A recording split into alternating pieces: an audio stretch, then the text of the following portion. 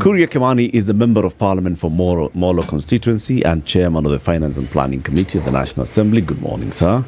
Good morning, Latif. Good to have you again in the studio. It's great to be back here. Great to see you, Ndu. Great to see you, CT. Good to see you, sure. Been a very busy last few weeks, last few months. The last time we were here, we were debating the finance bill.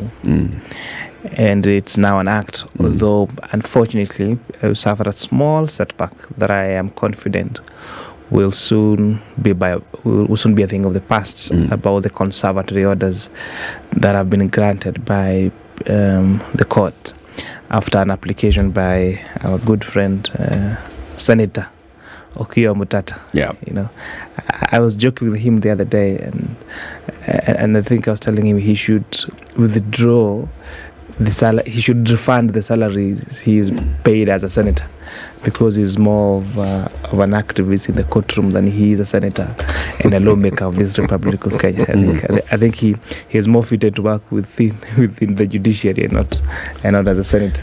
And how did you respond to that joke? He laughed it off, because he knows what I meant. Because members of parliament have a very privileged position of sitting where you and Ndu and City cannot, where we make laws of the republic.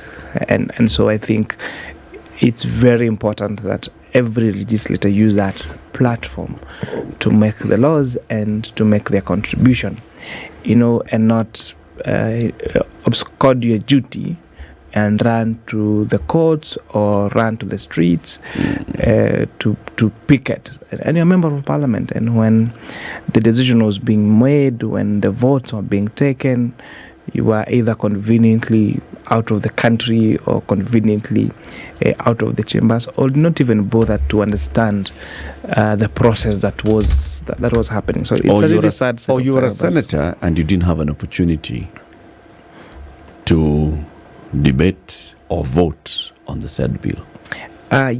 Yes, but again, if you are a senator worth your salt, you should know that in the history of parliament, a finance bill has never been debated at the Senate, because for a bill to be debated or to go to the Senate, it has to have clauses that affect county governments. And for this finance act, there was absolutely nothing that would have made it be debated at the Senate. And there is precedence, because since the promulgation of the new constitution and since we started having the finance bill, it has never had to go to the Senate. Even when the county government is an employer.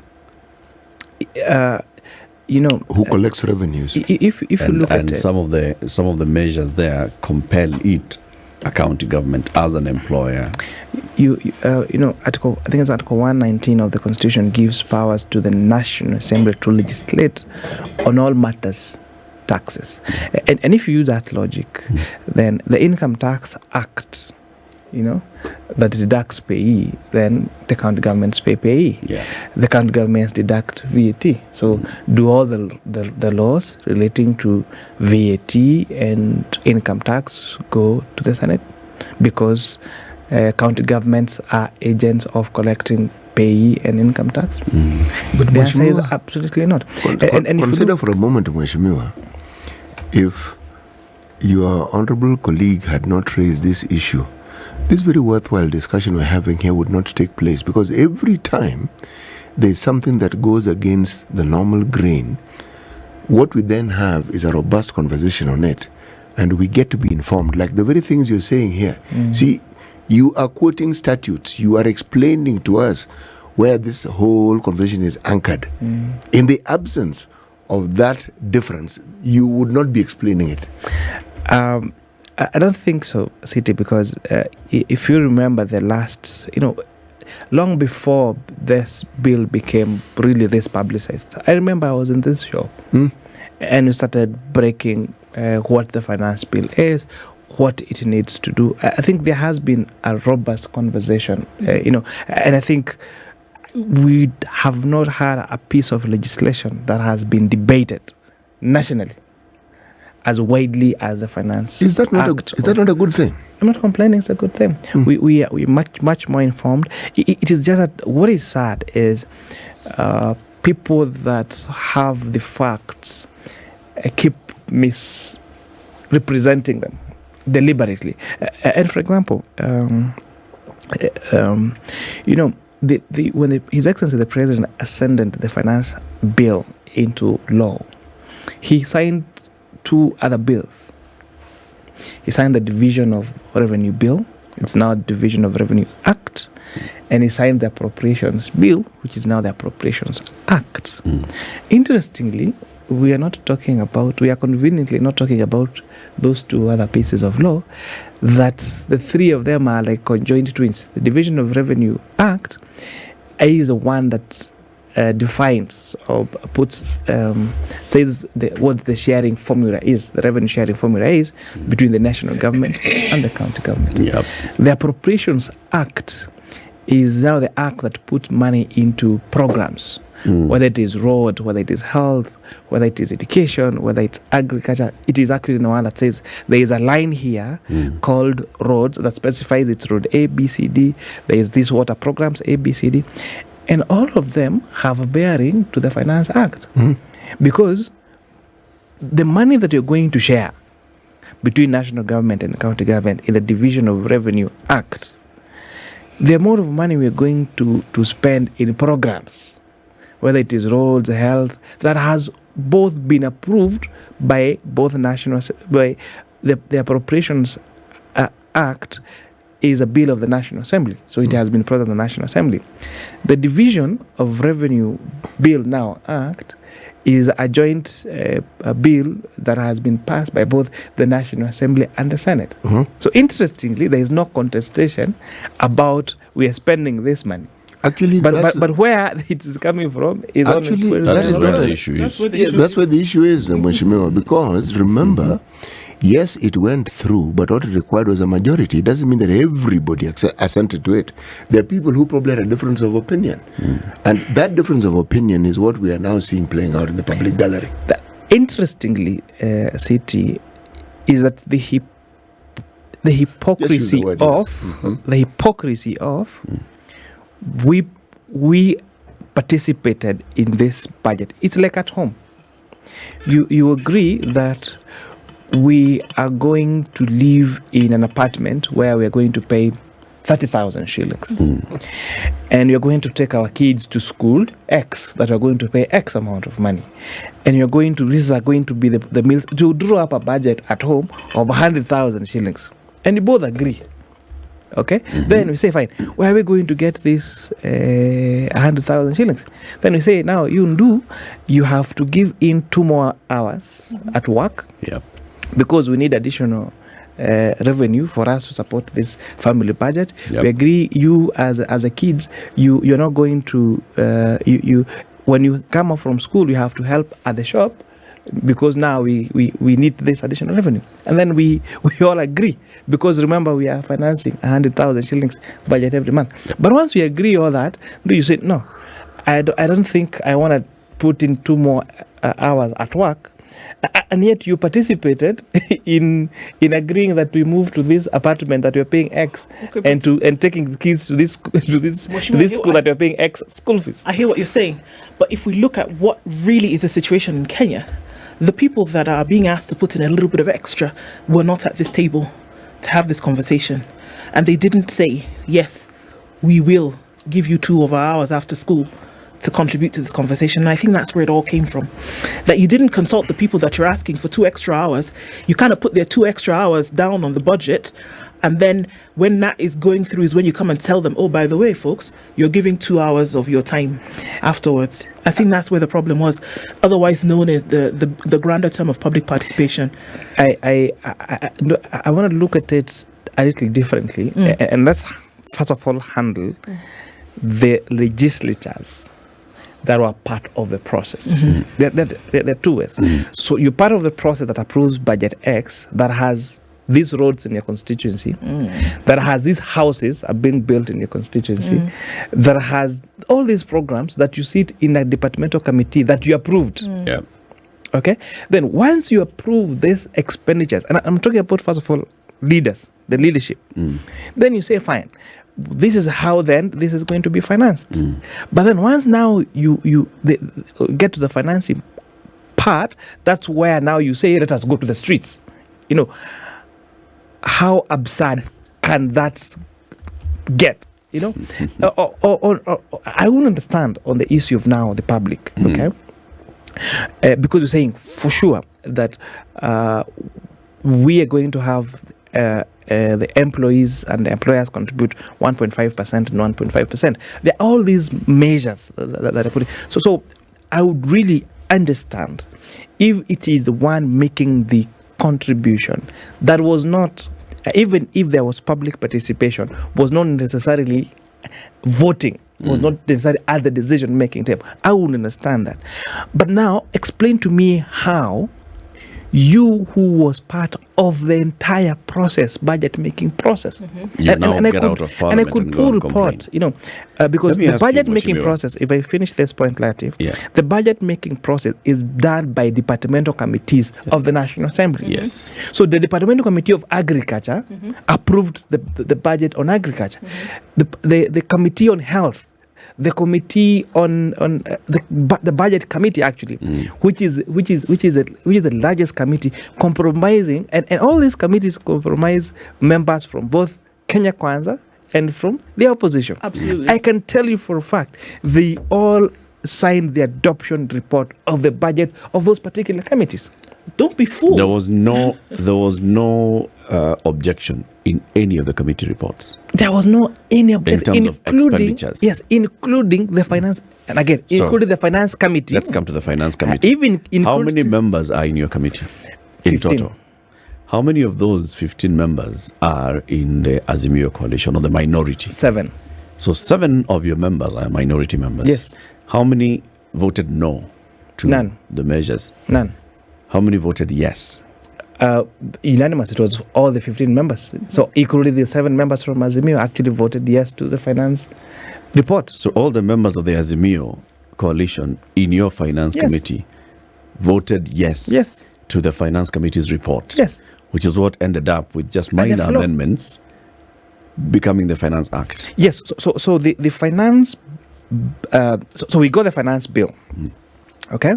We went through public participation. Yeah. We listened to thousands of stakeholders.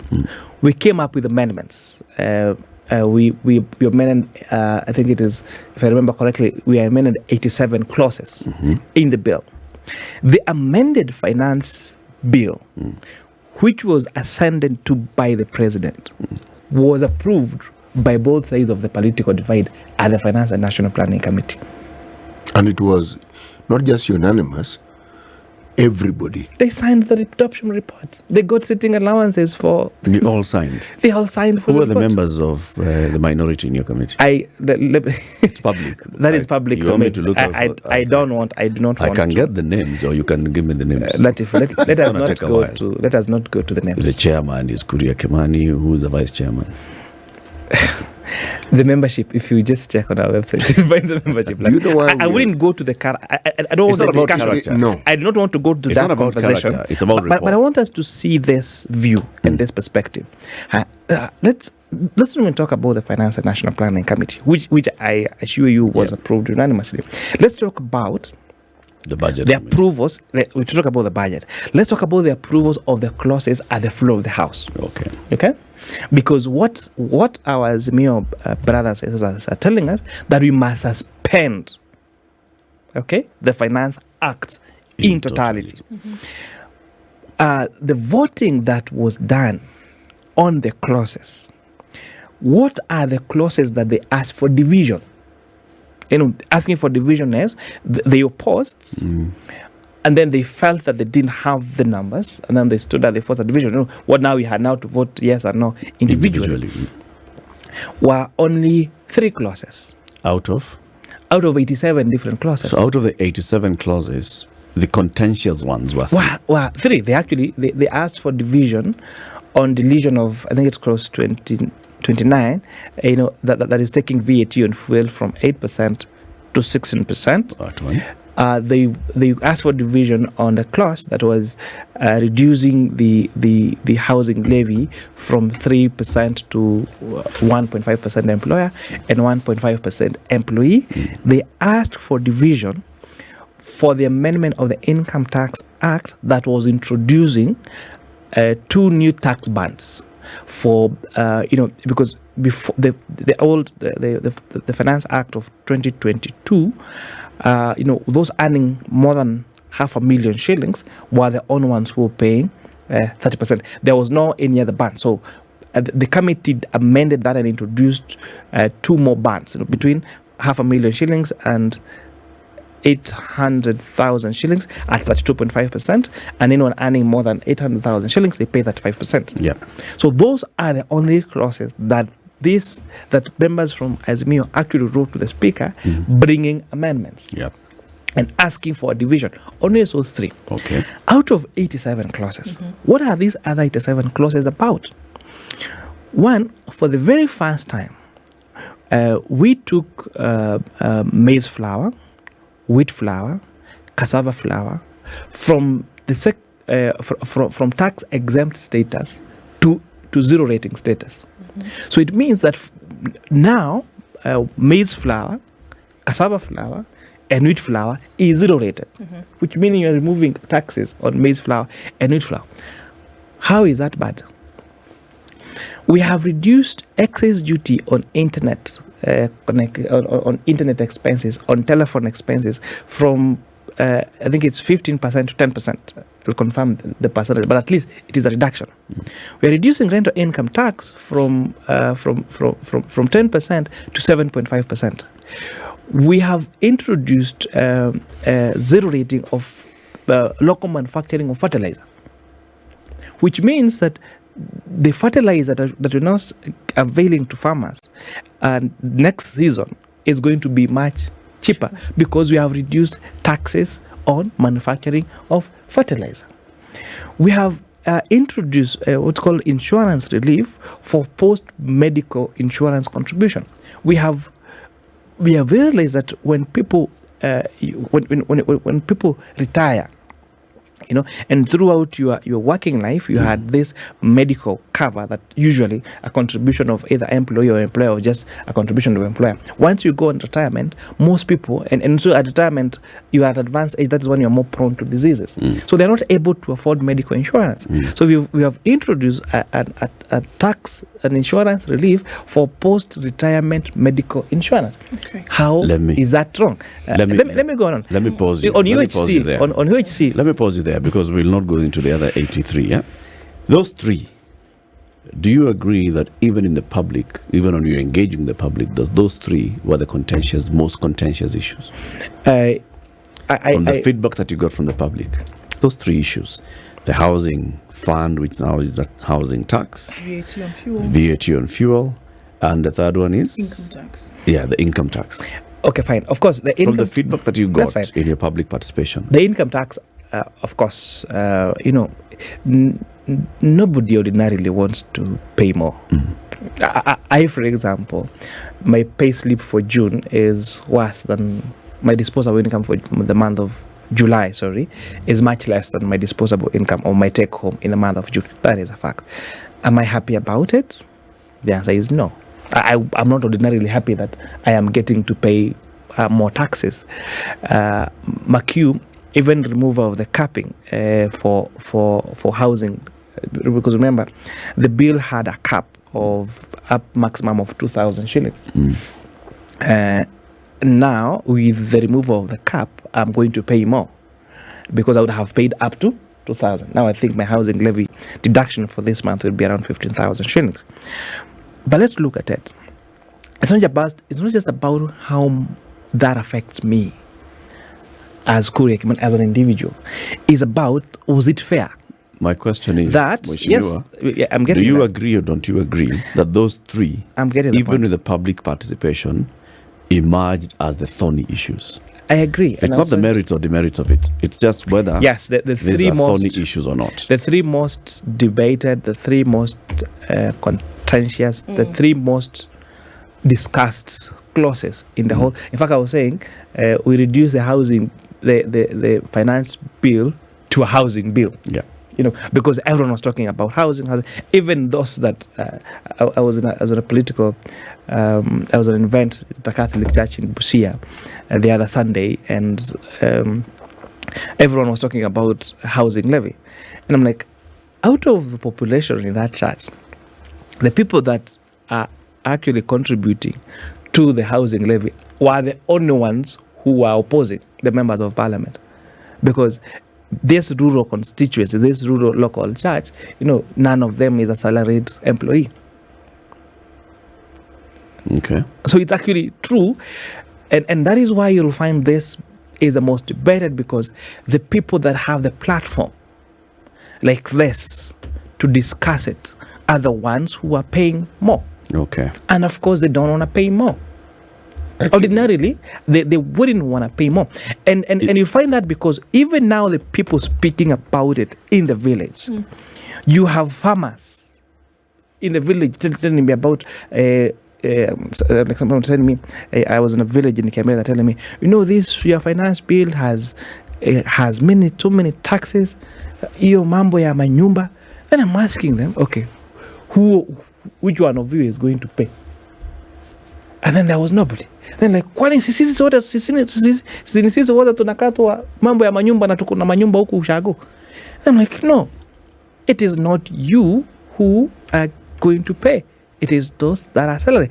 And that is why, unfortunately, Latif and City and myself, seated here, all of us are going to get a cut in our July salary. And unfortunately, we are the only ones who have this platform of debating it.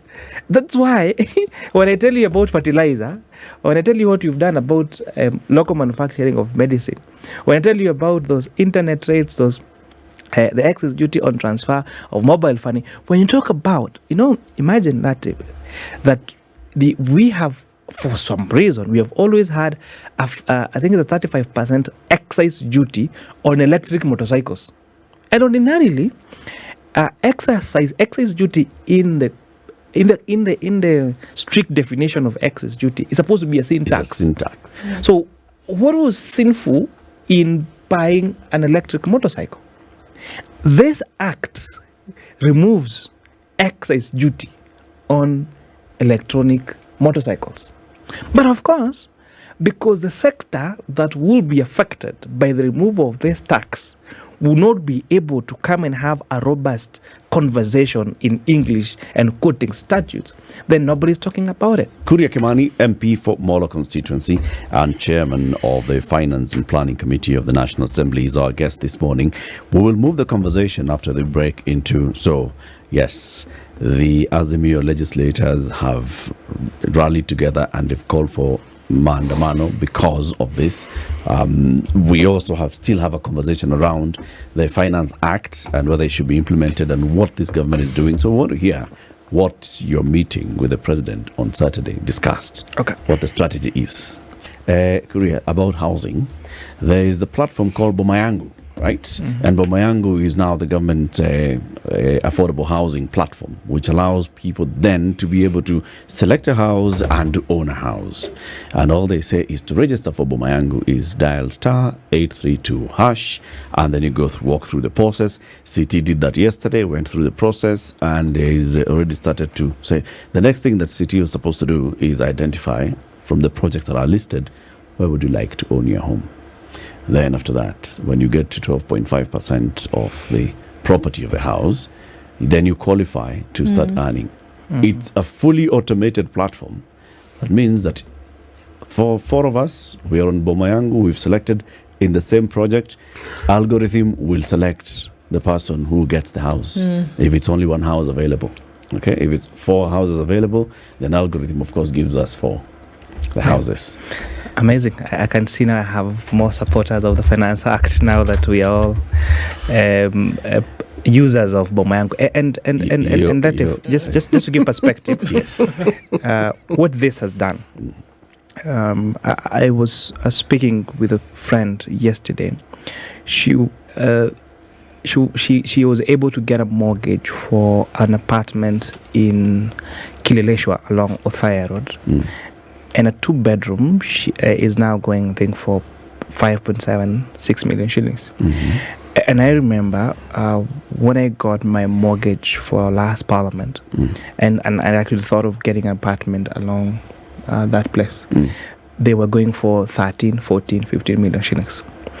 So the ripple effect of the provision of the affordable housing units by government has actually reduced the cost of apartments by the private sector players, because like the Parklands project or the Ngara, the Park Road project, that are apartments on Bomayango going for 2.5 million, 3.5 million shillings. So what has done is that it has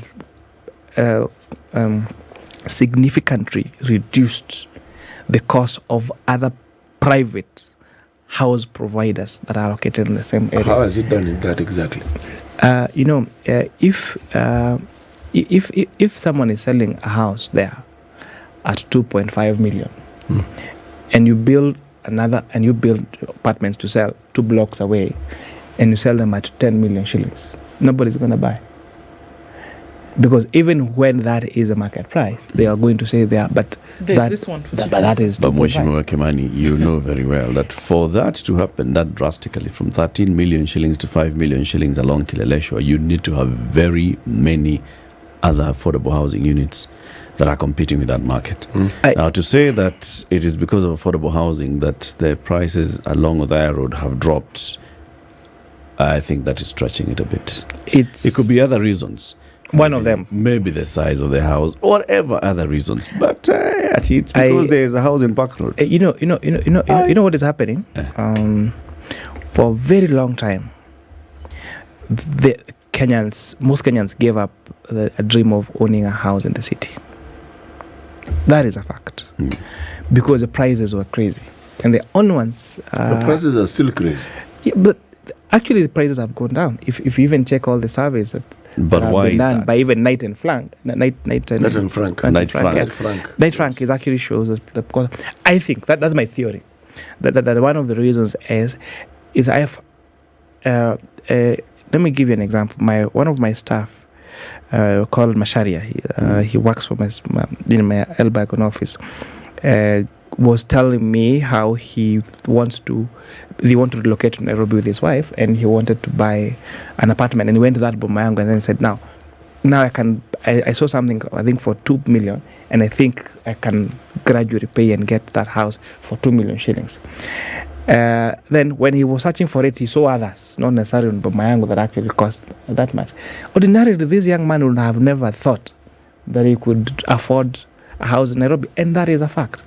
When I started my employment, when I got married, and later got married a few years later, and thought of getting a roof over the head for my family, I remember the cheapest apartment. A week parliamentary group meeting to discuss the legislative agenda, the government legislative agenda for the following session, and we have consistently done this. And now before the budget, before the estimates and the finance act, before now the last session, we were called for a PG. The president and members of the executive explained this is what we need your help on. Before then, during the appointment of cabinet secretaries and appointment of principal secretaries, we had a conversation that go do vetting. I'm hoping that that you can pass them, but in the event that someone doesn't meet the threshold, feel free to exercise your professional discretion on failing them. And so the Saturday's parliamentary group meeting for Kenya Kwanza is not it's not any different from what we've always held before the start of any session. And yeah, we had the agenda of the legislative proposals. Now we had a better explanation of of the value chains in the budget. Talking about the aggregation centers, the focus on agriculture, the focus on UHC. The focus on the difference in the approach on universal healthcare, because we have the reason why UHC did not succeed the 2 times it had been launched before by the last regime was one, because we were more curative than we were preventive, and this has really overstretched especially our health facilities. So the focus now is different. The focus now is different. We're talking about preventive. Time, if you'll allow me. Let me just finish that point, then I get to what you really want to hear. Let's come into Mandamano. Yes. So we are now focusing on having community health workers, 100,000 community health workers. So we have our households, especially in the rural villages, being divided into small units and being assigned a health worker. So going to come and measure your blood pressure and all that. So that we reduce the numbers that need to go physically to a health facility. But of course, to what is really is a greater interest is what was our conversation about Mano. We agree that we had a very long conversation, and I think we agree, yes, the right to picketing and demonstration is a right provided for in the Constitution. But on the same note, the protection of life and property is also a right provided for in the Constitution. So in as much as you have the right to picket and to demonstrate, I also have a right to come to work. I have a right to my property. So your exercise of your right to picket, demonstrate, should not take away my right to own property, my right to go to work, my right to go to school, my right to go on with my normal business. That's all agreed. That's all in the law. And so how do we, again, now make sure that we do not have some people exercising that right at the expense of the others? Because we want to make sure that many people can't afford 3 days off in a week, because most of our people rely on informal employment. So they leave in the morning, with just bus fare to work. And some actually walk to work because they don't really have that bus fare. So what did you agree? Tomorrow is Wednesday. Come picket, but do not disturb, take away the right of anyone else who has a right to go to work. Okay. It's clear that the sides are polarized. It's obvious that we also have folks who are talking in terms of politics very clearly. Is there an understanding from, it's your side because it's your side, is there an understanding from your side as to why the demonstrations are taking place? Now, is there an understanding to why they're taking place? No. You don't understand what the demonstrations are about? Let me ask you, so how does destroying expressway affect the price of maize flour? Okay. But that's a different conversation altogether, really. Yeah, the question for me, and I'll tell you why I'm asking this question in a minute, but is there an understanding from your side why the demonstrations are taking place? There is an understanding that there is a high cost of living. Okay. There is understanding that there is a high rate of unemployment. Yes. That is a fact. Yes. What we disagree with is how do we handle it. Okay. That is our point of departure. We agree that there are very many Kenyans who are not able to put food on the table. That is indeed a fact. Yes. There's no, and nobody has, and His Excellency the President, none of our leaders, including myself, is denying that, because I am very close with my constituents, and I get calls, all the time. In fact, there's someone calling me now, and most importantly, they could be telling me, I'm not able to meet my rent. Or yesterday, one of the students I sponsor at Maseno University, went back to his hostel and everything had been stolen. You know, he has not. He literally had on the clothes he had yesterday. So life is, and perhaps the reason why somebody went and stole is because, of course, it's criminal, but it's also because maybe he didn't have much. So the truth is, we have got many Kenyans that are not able to put food on the table. That's a fact. However, is a solution to that destroying the highways? You know, is a solution to that making sure that anyone else who would have gone to work and got something to eat in the evening doesn't get to work? I'm going to prefer something that could look like an opinion, but I'm almost sure that very many people who hear me will understand and agree with what I'm saying.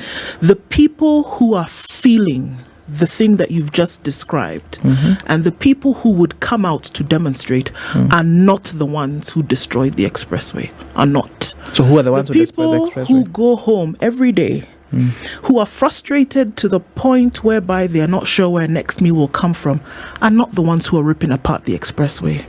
And I think that if you sought, you would know that what I'm saying is true.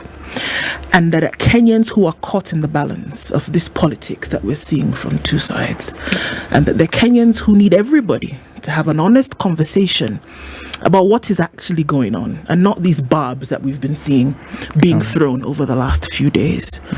And so my question is, when will the honest conversation be had about truly what can be done, instead of the smoke screens that we are seeing coming from both sides? Not just you because you're in the room, but from both sides. For whom Kenyans, you in the beginning of this conversation, you talked about representation for people. The Kenyans who are hoping that representation is actually carried out are looking up to both sides to say, can we have a conversation instead of this, the nonsense of politics that we've been seeing flying around. They are not the ones who are removing the railway or the expressway or whatever we want to call it. They are the ones who are looking up to both sides to say, let us be honest in our action. So when is that going to happen? Thank you. You know, and that is powerful. That is really, really powerful. And I can't agree with you more. And I'll start with those that are going to destroy what you've built. That is what we agreed must be dealt with. That if you think that you, like that guy climbing up on, taking off the camera, removing the toilet from those offices, burning a road, stoning a bus, burning a bus, those will be dealt with. Coming to the open conversation of dealing with them instead of preventing this entire. We have told them stop destroying. No, we have that's not preventing. And I will repeat it. So what do we want us to do? To let them zip our highways? At the expense of repetition. The people who destroyed this 4 kilometers of expressway are not the people who are suffering today. Let us get off of that. That's point, fine. That's please. fine. That's why I was and going I've to asked that question. I would like to know when an open conversation will be had. Yes, I was going to part 2 of how we are going to take care of those people that do not have a meal on their table. And before we get there, have an open national conversation. We said, where are these policy decisions made? And we agreed as a country that the policy decisions that are going to change our country and put food on those people's table is not done at newsrooms, is not done at conferences. It is done at the houses or the place where decisions are made, where a piece of law, like that act, for example, becomes law the following day when it's signed by the president. And that is why there was an agreement to have a bipartisan approach where we're saying, get leaders from this side, get leaders from this side. Because the worry of Azimio was, even if we propose these changes, the Kenya Kwanza team, because they have the numbers, may not pass them. A legitimate concern. But because we wanted as a president would say, a good idea to give birth to a better idea, and a better idea to give birth to the best ideas. Right? Bring your leaders here. Let us bring ours here. Go and have a draft of what you want us to do. The first thing Azimio did was say, fine, we don't trust these people. Why? There is one Honorable Canaan who is one of our own, because Jubilee is an Azimio, who is one of the people that you fronted on your side to be part of this conversation. That's fine. I thought it would be to advantage because you have one of our own. But if Honorable Canaan is a problem, fine. We are going to withdraw him and replace him. So even after doing that, even after our administration giving Azimio a chance to have a national conversation that would lead to policy decisions that would address in a bipartisan way all the concerns that you are raising, you very elaborately raised, they said no, they want to go back to the streets. So much and more. you and I know those talks have collapsed. All right, from where you sit as a national leader, what's the best way forward? How do we address the issues that are being raised? The people from Azimio should stop being selfish, should stop politicking, because they're going to have a chance to do all the politics they can in a few years, and 5 years, and very fast. You know, I served in the 12th Parliament, and no sooner was I elected in 2017 than the next election realized are coming. So these 5 years will end very quickly, and they will have a chance to politic all they can. For now, let us have a national conversation where decisions are made, because no matter how many days you stop hardworking Kenyans from going to work, no matter how many sufurias you put on your head, for a fact, that cannot bring down the cost of living. So call of Maandamano. Call of Maandamano. And whatever way you propose, let us have a conversation within the principles of the Constitution, because we have also laws of this land. Because what these people want... Maandamano also within the principles of Constitution. Yeah, but what as Ndo rightfully put, and all of you rightfully put, when you open that option of Maandamano, what we are having is a ripple effect of now all these other criminals coming out of the road to destroy property. Taking over. And taking over. Always a pleasure having you. It's always a robust conversation. I really like coming here. You've done a lot of filibustering today, but okay. Next time. This is the Situation Room, the only way to start your day.